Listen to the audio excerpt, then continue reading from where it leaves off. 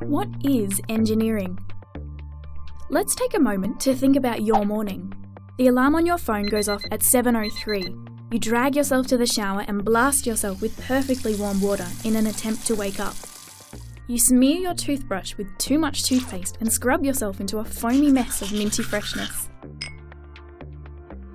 You're running late, so you skate downtown, weaving through the commuters, dart across the road, barely making the lights, and jump on the train just before the doors beep shut. There's a couple of stops to go, so you pull out your phone and play a few games of Angry Birds.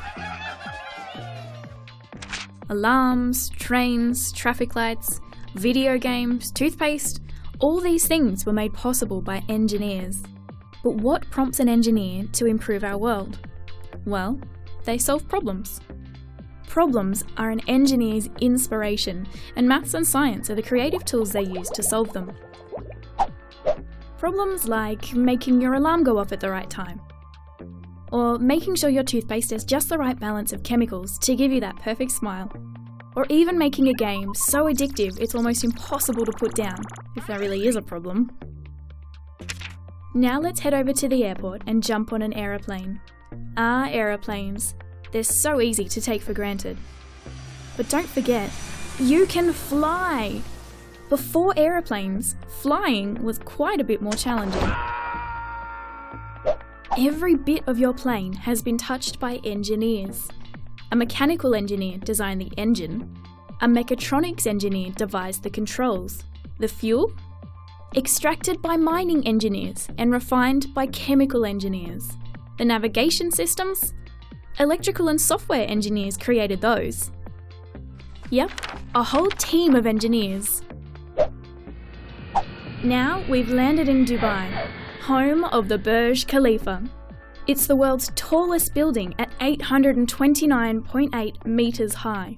It's also in one of the world's hottest environments, reaching up to 50 degrees in summer.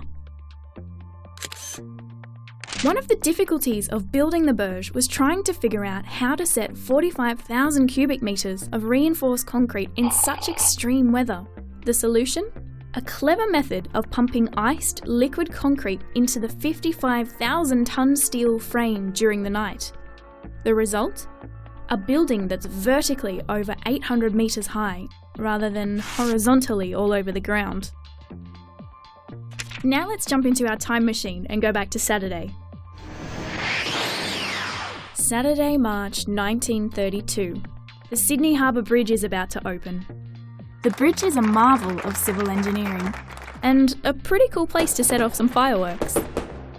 Since 1815, people had been talking about building a bridge to connect the two sides of the harbour. The problem was that the harbour was so incredibly wide. How could a bridge span such a width and support its own weight? The solution? The Romans! Well, actually it was an idea they came up with. The arched bridge works by transferring the weight into horizontal forces and bracing them at the ends of the arch. But what about the future? What problems will engineers solve next? Will we finally have affordable solar power?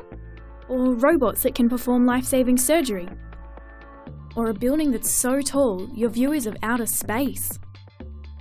Or how about finally engineering a working hoverboard? Seriously, we've waited long enough.